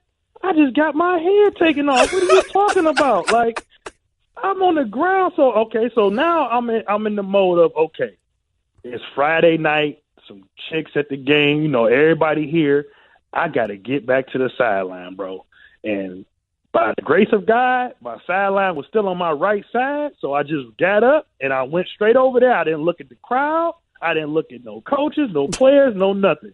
For the next probably 4 or 5 plays, I probably was on Venus or Mars or something. Like, I was just done. Like, it's over. You laughing way too hard at this story, bro. Like, I came to you because you my man. You put me on the David Bowie. You my guy. You laughing way too hard, bro.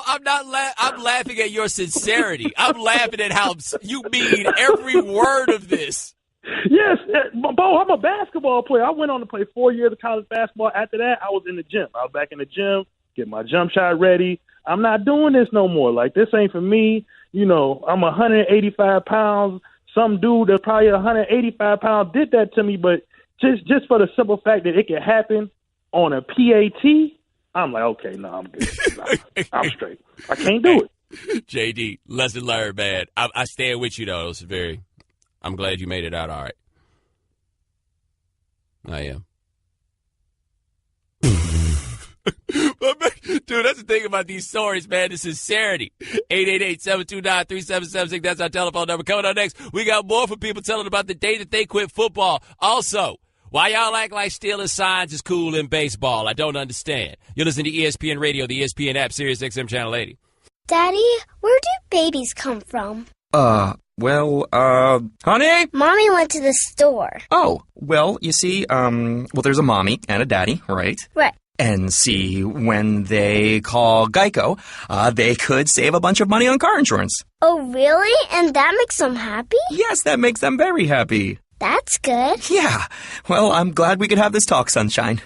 Geico, because saving 15% or more on car insurance is always a great answer. Ladies and gentlemen, welcome back to the right time. My name is Bomani Jones. Thanks for listening on ESPN Radio and the ESPN app. We're presented by Progressive Insurance. Aaron Schatz, FootballOutsiders.com will join us next segment. Aaron Schatz will join us at 6:30 Eastern. Get you guys ready for the NFL season. That's the old soul song of the day. Jerk Out by the Time. How cold, Prince? Prince wrote this song in 1981, and then in 1990 knocked the dust off it at the time, made it into a hit. Man, I missed that dude. 888-729-3776. That is our telephone number. We're going to talk a little baseball in a second. Don't run away. I'll make it worth it. But some of you guys have stories about the day that you decided you weren't playing football anymore, that moment where you realized you were moving on from playing football. We have had some great ones. Let's hit the phones right now, and we'll talk to Dion in New York. Dion, thanks for calling the right time. All right, what's going on, Bo? Okay, so first of all, I got to tell you, I played soccer up until junior year in high school, right? But I've always been 6 feet tall, pushing 170, right? So I switch over to play football because everybody's like, oh, come on, you so big and so black. Play football, not soccer. So I'm like, all right. So I go over. The first day on drills, I'm not yelling like you're supposed to be yelling. So I get pulled off the line and thrown on the ground by the coach. I'm like, what is you doing? So I stepped up in his face. And he was like, yo, you're supposed to be yelling, but you're not supposed to be pushing me, bro. You know what I'm saying? So that's just the first incident. You know what I'm saying? The second one was on my first ever game with contact. I'm playing linebacker. My head's not on a swivel. I get blocked, laid out flat. I get up after that. I'm like, all right, that's cool. We get so I'm moving up the depth chart because I'm playing running back. So I'm on the scout team. I do an amazing run. It's only me, and it just so happens to be the starting running back. He starts on safety as well. So he's like, you ain't about to take my spot. So he takes out my knee. I tear my ACL, 17 years old. I get up, and I'm done. I walk with a limp, but I'm all right. Wow. Yo, yeah, you made the right call, brother. Appreciate the call. Shannon, that almost isn't in line with what we was going with. I wasn't going for it, and my competition cut my knee, and I ain't walked right since. That and the coach. Yeah.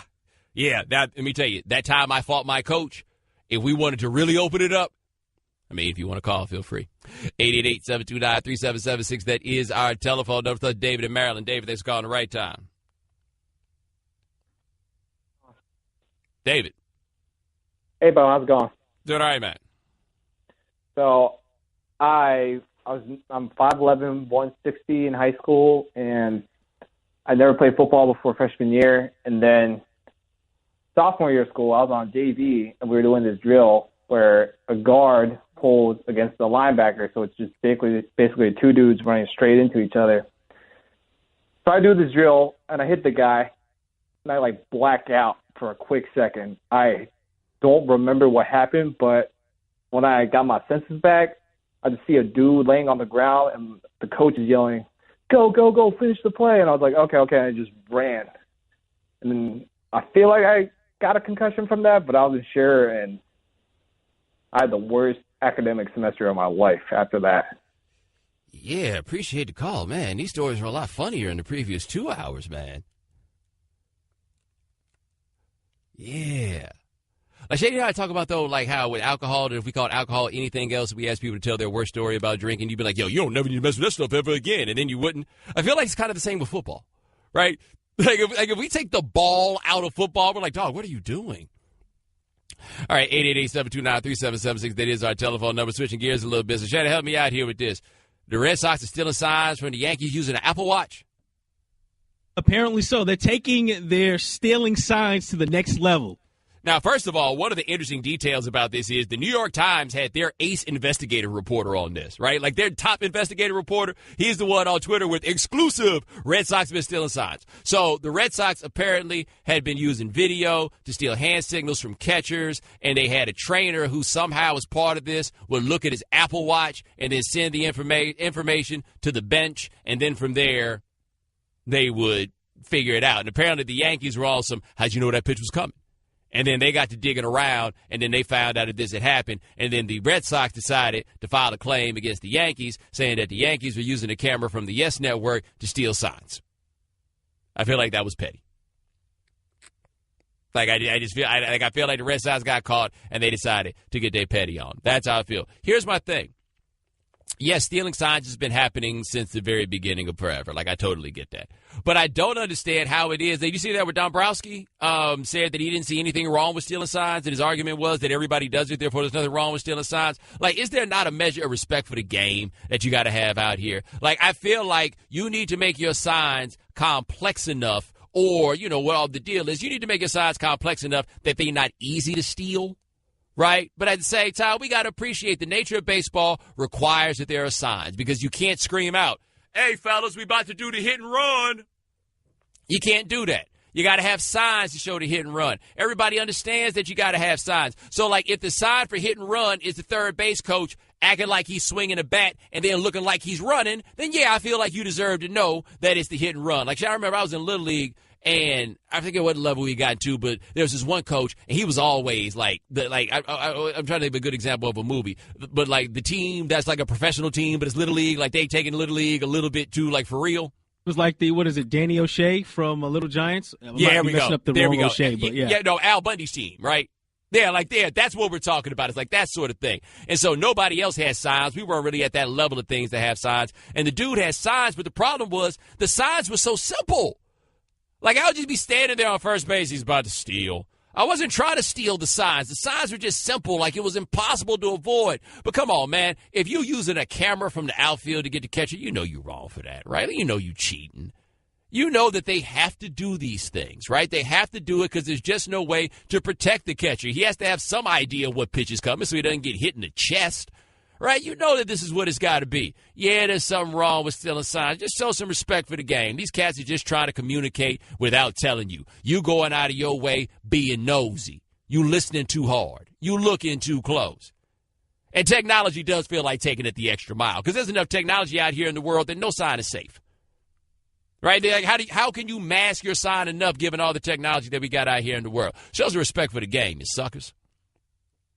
888-729-3776. Got one more call on dudes talking about why they quit playing football. Let's hit the phones, and we will go with Brian in Colorado. Brian, thanks for calling the right time.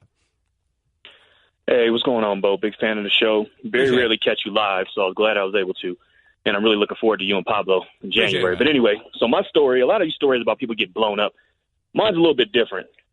So going into my freshman year in high school, I was young. I was 12, 13 years old. I was 5'4", 140 pounds. And I'm playing football. I'm not getting any burn. The only time I got to play was special teams. But the thing is, my mom really loves to take pictures. And she doesn't take just candid pictures. She doesn't come and just take pictures on the sideline.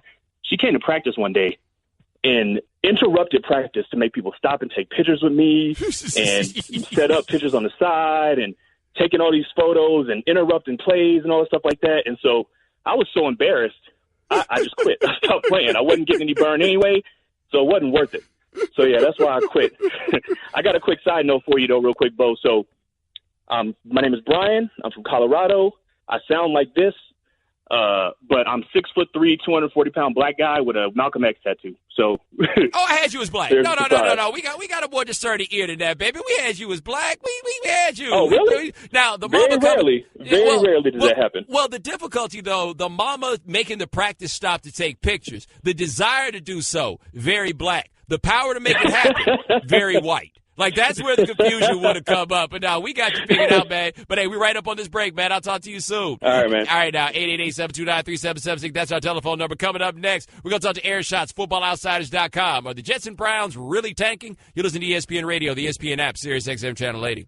Ladies and gentlemen, welcome back to the right time. My name is Bomani Jones. Thanks for listening on ESPN Radio and the ESPN app. All guests join us on the Shell Pennzoil Performance Line, just like our next guest. He's the man in charge of FootballOutsiders.com. We'd like to have him on the right time to talk about football. His name is Aaron Schatz. Now, Aaron, I was going through earlier today the Football Outsiders Almanac, and the intro was always interesting. And the one point I always like to make before we get into the season, you always had this one right here. Rushing is more dependent on the offensive line than people realize, but pass protection is more dependent on the quarterback than people realize. Which is to say, the quarterback is more responsible for preventing sacks than the line? Well, I don't know if the quarterback is more responsible, but he's a lot more responsible than people think. Like, people tend to only blame the offensive line. But there are some huge differences between quarterbacks and how many sacks they take. This is known as the Rob Johnson rule. I mean, if you remember Rob Johnson with the Bills, Flutie would take 10 sacks in 8 games, and then Rob Johnson would take 35 sacks in the other 8 games. So there's no question certain quarterbacks like Drew Brees, Tom Brady know how to get rid of the football. Other quarterbacks are always trying to make something happen, and they'll get sacked more often because of that. Russell Wilson is spectacular, but in some ways he makes his own pass pressure by trying to make the big play instead of checking down or throwing the ball away when the pressure's on him. All right, it's Aaron Schatz of FootballOutsiders.com. All right, now let's look at the NFL season as it's coming up. Now, based on the DVOA ratings that you guys do, which team's got the hardest schedule? We have the hardest schedule. Well, it was Philadelphia a couple days ago, and then things got tweaked in the last day or two, but now it's Dallas. But basically, it's the entire NFC East that has the hardest schedules because that's the best division in football, where all 4 teams were in our top 10 last year. Not only do they have to play 6 games against each other, they have to play 4 games against the AFC West, which is probably the second best division in football. So it is going to be really tough for NFC East teams to make it in as wild cards, even though I think all 4 of those teams look like they're above average again this year. Well, Washington may be more like at average, but the other 3 teams are above average. Well, the other 3 being above average means that you had the Eagles last year as being in the top 10, which I found to be a bit surprising. Yeah, I know that our Eagles rating from last year was weird for people. Part of that is they had a lot of close games they lost, and then when they won, they tended to win big. The other thing about the Eagles is that they declined over the course of the year. So recency bias, we remember the struggles that offense had in the second half of the year, but our rating incorporated the whole year, including when they were doing things like beating Pittsburgh by 30 points or whatever they did early on in the season. Philadelphia also had a lot of value for special teams. And while they'll probably have a lot of value from special teams again this year, special teams is a lot less consistent than offense and defense. So you don't quite know what's coming. Now, which team had the easiest schedule? I'm going to guess it's someone in the AFC East because they get to play each other. Well, geez, there's only one team in the AFC East that gets to play the other 3, isn't there? I mean, it's not fair, right? The Patriots had the easiest schedule by our numbers last year. They have the easiest projected schedule by our numbers for this year. Even the out-of-division games, they play a lot of teams that we project to decline a little bit, such as Atlanta and Denver. And our projections don't see the big Tampa Bay improvement that a lot of people are expecting, although the storyline that would allow that to happen is certainly there. I wouldn't be shocked if the Tampa Bay offense put it together. But the Patriots' schedule is just – the only thing that makes it hard is all the road games that they have in a pack in the middle of the season. And even there, one of those road games is actually in Mexico City. And my guess is that that's going to be a pretty evenly split crowd between the Patriots and Raiders. All right, we are talking to Aaron Schatz of FootballOutsiders.com here on The Right Time. Now, you talked about the Falcons and their regression. What are your projections telling you about them? Well, we have the Falcons just narrowly missing the playoffs. Basically, the Falcons and Panthers come out in our numbers as about equal in total value for our projection. In fact, the Falcons are a little bit ahead of the Panthers. We think their offense will come back a little bit because it improved so much last year, but it should still be like a top 5 offense. The biggest difference between the Falcons and the Panthers is because of how they finished last year. The Falcons have to play at Seattle and Dallas, while Carolina plays at San Francisco and then Philadelphia. And considering especially that Atlanta-Dallas game is after any Elliott suspension, assuming that he actually serves one, that is a really big schedule difference and could mean difference in the division. Now, the asterisk on this is that there's a lot of really young talent on that Atlanta defense improving. And so while there's no indicator that they're going to make the leap, there certainly is a reasonable possibility that Atlanta defense makes the leap, and that makes up for the offense falling back. Now, how do your projections deal with rookies? Because I hear you talk about the Panthers, and I don't, Christian McCaffrey apparently is going to be a big deal in the offense, but I don't know how. So this is kind of crazy, right? But offensive rookies, other than quarterbacks are their own, ball of wax. Offensive rookies, the impact that they have on the team is less predictable than defensive rookies. So offensive rookies, skill position guys, are not really considered in our projection system because how they're going to impact the offense is really unpredictable. Whereas with top drafted defensive guys, you can usually predict that all other things being equal, drafting defensive guys high in the draft will improve your defense a little bit. It's not that drafting offensive players isn't useful or that they don't have great seasons or they don't contribute or they aren't valuable in the long run. It's just really hard to predict in the short run. All right, we're talking to Aaron Schatz of FootballOutsiders.com. Before we let you go, last thing I want to hit you on is there any team that looks like they'll be better than most lay people are expecting based on your projections? All right, I got to throw another asterisk on this, but I have been riding the Rams bandwagon all offseason because of Wade Phillips and the incredible record that Wade Phillips has of improving defenses. The asterisk is this Aaron Donald holdout. If Aaron Donald is really not in the lineup, it is really hard to see Phillips turning the Rams into the top 5 defense. And they really need to be one of the 2 or 3 best defenses in the league in order to actually be a wild card contender because the offense is still going to be probably really bad. But in our projections, the Rams come out number 2 on special teams and number 2 on defense with the 27th ranked schedule. And that's enough to lift the offense to where they're on the cusp of a wild card at around 8-8. Now, if they make 8-8 without Jeff Fisher, I'm going to think that he's contagious. Well, but 8-8 would be an improvement this year, huge. right? I mean, that is true. Right? Like, you'd be like, if Jared Goff was just like garden variety bad instead of whatever that was last year, and the defense was really good, and the Rams were 8-8, and they were actually in the playoff race until like week 16 or so, I mean, that would be a huge – Sean McVay would be a Coach of the Year candidate if our projections turn out correct. You're right about that. That's Aaron Schatz, FootballOutsiders.com. Also check out the Football Outsiders Almanac, man. Looking forward to talking to you later in the season. Absolutely. Let's do it. All right, man. You have a good one. In addition to the Zeke Elliott appeal of his suspension, the Michael Bennett situation is really the big news story of the day. And what happened with him with the cops out in Las Vegas. And if you haven't heard, here's Bomani Jones early today on The Right Time discussing the Bennett situation. There's real consequences to this sort of thing. And if Michael Bennett hadn't handled this in the way that he had, there's no telling what somebody would have thought if they just come across some video of him being on the ground and what conclusions that people would have then drawn immediately about him. The presumption is always going to be that you have to prove that something happened to you at the hands of the police in a way that does not happen vice versa. Now, that seems to be counterintuitive to the notion of what it's like to be American, but that is the way it goes. Like, that's the way that we handle these things when they happen to athletes, is we're immediately going to what it is that you did wrong. People have been doing this on airwaves as it relates to Michael Bennett, where it's like, well, hold on, we're not sure. Well, hold on, we're not sure. Well, hold on, we're not sure, and all this stuff. Here's the one thing I am sure of. The reason that a police officer can feel so confident about throwing Michael Bennett down and his partner coming with the gun or whatever it is. You know, the big reason why he can feel so confident doing this? Because this is what y'all want. Now, y'all is not really, I guess, going to any particular person. You can say that I'm generalizing, but I will call y'all in this case America. And the reason I will call y'all in this case America, because America keep letting this happen.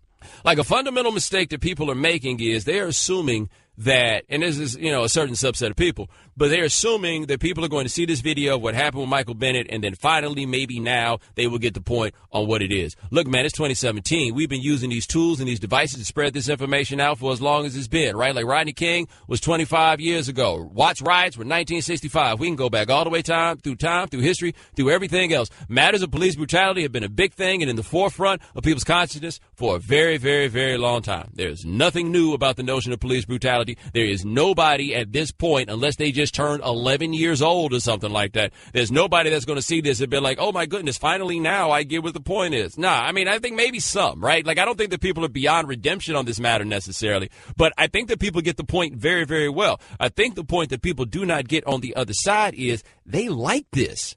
Like, that's the police that they want. They want the police that's just out here snatching random people and throwing them on the ground and putting guns to their heads. Anything it takes to make you, quote unquote, safe, at least in your notion of what safety is. Right? That's all that is. And then on top of that, you are going to fight vehemently. Many of you, not all you, but many of you are going to fight vehemently for your right to not give a damn about what happens to black people. Because the fundamental undercurrent of a lot that goes on here that I feel like that gets lost is that very thing right there. No one is going to infringe upon your right to not care what happens to black people. All right, and some of Michael Bennett's quotes today from his presser in Seattle, Bennett was asked, and Bennett said nothing of this magnitude in terms of racial profiling has happened to him before. And he also said, people ask why I sit down during the national anthem. This is why. Yeah, I do think there's something of note, too, is that the notion of the kneel, right? Because one thing you got to remember is the problem isn't Kaepernick kneeling. The problem is whatever Kaepernick does, because kneeling was ultimately the compromise. Michael Bennett's not even making that compromise. Like, he is not paying any level of deference. And he is a different messenger than Kaepernick, who seemed to a degree to be a reluctant one. No, Michael Bennett wants to be that dude. He wants to be the guy that is up front on these things. I'm sure he did not want to be the guy with a pistol to his head, but he wants to be out there in a different way and has a visibility in a different way and is on a team that is visible in a different way. What happens with him throughout this season and the different places they go is going to be really, really interesting for us to watch.